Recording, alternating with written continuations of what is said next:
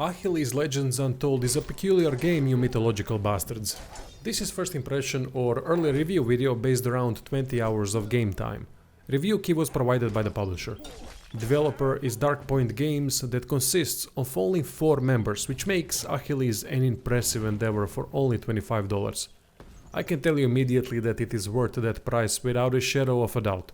With more polish and better approach to some of the things, this could have been a sleeper hit of 2023. ACHILLES is an isometric Dark Souls basically. Very interesting combination that works quite well. It takes place 10 years after the attack on Troy. ACHILLES dies, but is brought back to a world he doesn't recognize anymore. Without any knowledge, he sets off on a quest to find out what is going on. Story is serviceable. Nothing spectacular, but does the job well enough as ACHILLES continues to learn about the events transpiring during the 10 years he was dead and how he was brought back. Story has that small part that motivates the player to want to know more, which is commendable.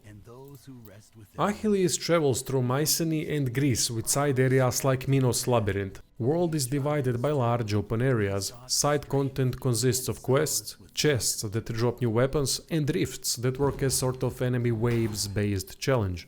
Side quests have a story behind it, and usually a good one. It's not that usual repetitive kill 10 wolves bollocks. Chests that drop new weapons have an irritating mechanic though, where 2 or 3 sigils have to be found nearby and destroyed with a very inaccurate shield toss manual aim. Rifts are fine, but would serve as a far more interesting challenge if there wasn't a fundamental problem with combat. Talking about combat, it is what you're going to be doing the most. It is good overall. Use stamina for attacks, dodge and block next to fury meter for special abilities.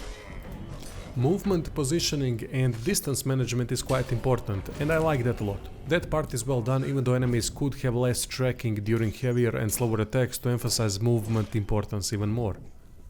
Animation cancel can be done only during the last part of the attack animation, which is great for tactical purposes against 1 or 2 enemies, but against many enemies it becomes a problem. Attack animations are really good because it is focused more on simple but practical moves instead of too flashy and unrealistic. Because of animations and movement importance, it is one of the best sword and shield experiences I ever had. Defensive options are block and 2 dodges, shorter and longer by pressing the button twice. Shield can be also tossed, which is a cool mechanic. Dodge is practical but immersion breaking a bit when compared to other more realistic movement and attack animations. ACHILLES travels a bit too far with each dodge, be it shorter or longer version. Then if using something like sword or spear, he does a terrible immersion breaking slide forward after the backstep dodge. However, if they have made it more realistic, then it would be impractical in a game like this, especially when dealing against many enemies at once. Game offers 3 playstyles: weapon and shield, two-handed sword and dual wield. All styles work nicely and differ enough from one another to offer a more dynamic experience. Weapon types are axes, swords, two-handed swords and spears. Each weapon vastly differs from one another in terms of animation speed and distance covered. There are also damage over time combinations especially effective with dual wielding to apply as many of them as possible. Changing playstyles every once in a while drastically prolongs time with the game. I said earlier that the game has a fundamental problem when it comes to combat. When fighting against 1 or 2 enemies it is amazing. Unfortunately, fighting groups of enemies is the opposite. I think I've figured out what the issue is. Enemies move way too fast for such a combat design. They swarm the player so fast it is more annoying than difficult to deal with it, especially on the highest difficulty. One enemy in the swarm does light attack, second heavy attack and third one kicks you. It gets old fast. Not to mention how annoying it is when a player gets stuck amidst the swarm and then can't do anything but die. Special abilities help a bit, but they are on cooldown after use, and by the time those can be used again, we are dead. Major fix would be to drastically reduce enemy movement speed and add some kind of roll dodge collision to allow for escape when stuck. Enemy diversity is nice, nothing amazing, but it changes things up enough. Most fun is battling humans because they possess advanced AI compared to Cyclops, Scorpions and other creatures. Really glad that enemies approach battling ACHILLES in a different way.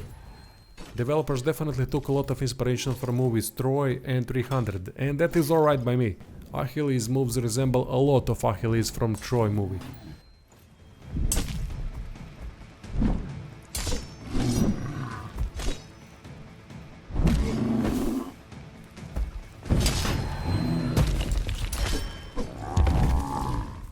Enemies collaborate together and do interesting attacks, like soldiers kneeling while another steps on their back and launches into the air to get to the player. Or Cyclops grabbing a nearby skeleton to throw it at us from a distance. Cool stuff.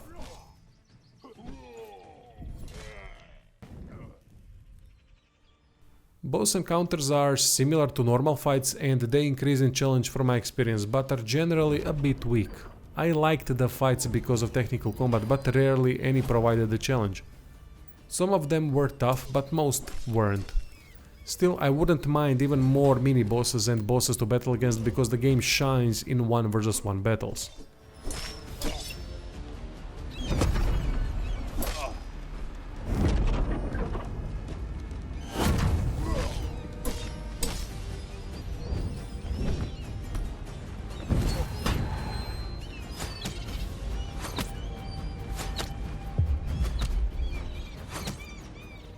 Character progression is simple, but it works. Game uses attribute scaling for weapons like in From Software games, and there is a big skill tree full of attribute upgrades with an occasional perk. It is far from deep, but it allows players to choose their own path on what to focus on. Special abilities are unlocked by finding them in the world and by defeating bosses. Hard to judge the system because I didn't beat the game, so I have no clue how it works later. Visually, game looks good. Achilles himself looks amazing, as cool as it gets. I really enjoy controlling such amazing looking characters. Weapon and armor design helps a lot in that regard. Enemies look good, world looks good, it's good. When it comes to audio, it is a double-edged sword. Music is some of the best you'll ever hear in a game, accompanied by solid sound effects. Unfortunately, voice acting is terrible. It is one of those games that would benefit from no voices altogether. Only voice I've heard that is above average is Pitya's. Finally! What happened? Weeds. These damned weeds everywhere. He's my neighbor. He always envied my crops. And if that wasn't enough, he miraculously made these weeds grow, spit poison, and take my whole field. You could use a lesson in good manners. But alright, I'll take... ACHILLES LEGENds Untold is a game I would recommend to everyone because I think most of the viewers here would get something out of it. Takes a bit getting used to it and loves to annoy players with some weak designs, but generally speaking I've enjoyed my 20 hours with it, and for 25 bucks it is well worth it.